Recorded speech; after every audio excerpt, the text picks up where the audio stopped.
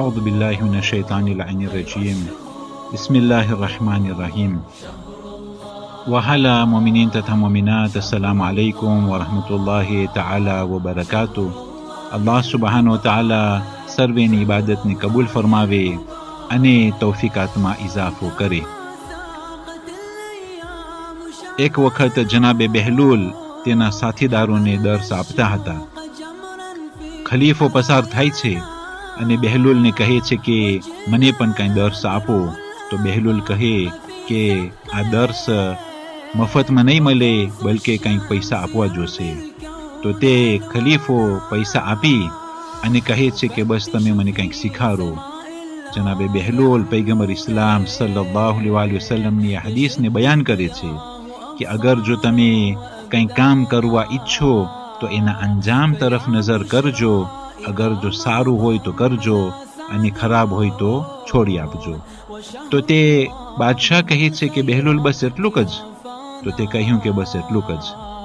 હવે તે પૈસા આપ્યા હતા તો આ હદીસને પોતે લખાવી અને એ બાદશાહનું જે રૂમ હતું એના અંદરમાં રાખવામાં આવેલું હતું. એક એવો સમય પસાર થાય છે કે એ બાદશાહના વઝીરને એમ થયો કે આ બાદશાહને ખતમ કરી નાખે, મારી નાખે. તો તે વઝીર તપાસ કરતો હતો કે કેવી રીતના આ બાદશાહને કતલ કરવામાં આવે. તો તે જોયું કે એક હજામ છે કે જે એ ખલીફા પાસે આવતો હોય છે હજામત માટે. તો તે હજામને કહે છે કે અગર જો તારા વાળ કાપવાના જે સાધનો છે એના અંદરમાં તું ઝેર નાખી અને આ ખલીફાને જો તું મારી શક તો હું તને બહુ જ મોટું ઇનામ આપીશ અને તને ખજાનચીનું કામ પેશ કરીશ. તે હજામ તો લલચાઈ ગયો અને જ્યારે તે પોતાના સાધનો લઈ અને તે ખલીફાની હજામત કરવા માટે આવ્યો અને તેને એમ થયું કે ચલો હવે આ ખલીફાનું કામને હું પતાવું. તો તેના હાથ ધ્રુજવા લાગ્યા. જ્યારે ખલીફો જોઈ છે કે આનો હાથ ધ્રુજે છે, તરત જ તલવાર કાઢી કહ્યું કે શા માટે તારા હાથ ધ્રુજે છે? એ હજામ કહે છે કે તું મને અમાન આપ તો હું તને કિસ્સો બયાન કરું. તો તે કહ્યું કે તારા માટે અમાન છે, બતાવ શું પ્રોબ્લેમ છે. તે કહ્યું કે એ બાદશાહ, તારા વઝીરે મને તને કતલ કરવાનું કામ સોંપ્યું છે. તો તે ખલીફો કહે છે કે શા માટે પછી તું મને માર્યો નહીં? તો તે હજામ કહે છે કે જ્યારે હું તમને મારવા ગયો તો મારી નજર તે હદીસ તરફ પડી અને જેના અંદરમાં લખેલું હતું કે અગર જો કોઈ કામ કરવા ચાહો તો એના અંજામ તરફ નજર કરજો.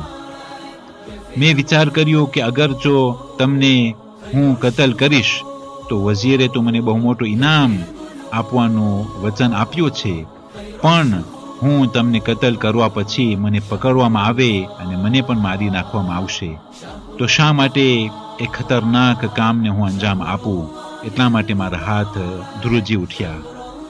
તો એ બાદશાહ એ બહેલુલની શીખારેલી હદીસ ને હાથમાં ઉઠાવી અને ચુમીઓ લેવા લાગ્યો અને તે કહેવા લાગ્યો કે જ્યારે બહેલુલે મારા પાસેથી પૈસા માંગ્યા ત્યારે મને બહુ જ મોંઘું લાગ્યું અને હું એમ વિચાર કરવા લાગ્યો કે મેં બહુ જ મોટો ખર્ચો કરી નાખ્યો છે અને આ પ્રમાણે મેં જાજી રકમ આપી દીધી છે, પણ તે રકમ થકી મારી જાન બચી ગઈ છે.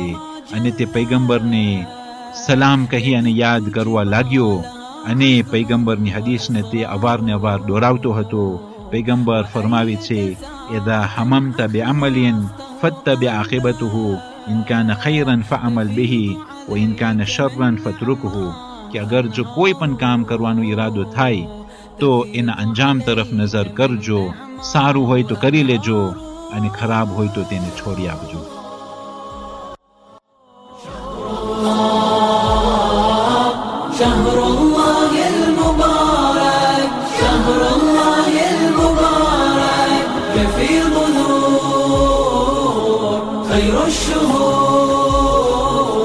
في ظلور خير الشهور. 8 માહે મુબારક રમઝાન. આજની તારીખોમાં પૈગંબર ઇસ્લામ સલ્લલ્લાહુ અલૈહિ વસલ્લમ તથા તેના 313 અસહાબોને લઈ બદર તરફ રવાના થયા કે જે ઇસ્લામની પેલી જંગ હતી અને મૌલાએ કાયનાત અલી ઇબ્ન અબી તાલિબ અલૈહિસ્સલાતુ વસ્સલામના મુબારક હાથોથી એ જંગ ફતહ થઈ હતી. ألا تصبوا لمغفرة وصفحه. والسلام عليكم ورحمة الله تعالى وبركاته. غبار الجهل أكواما شبابك في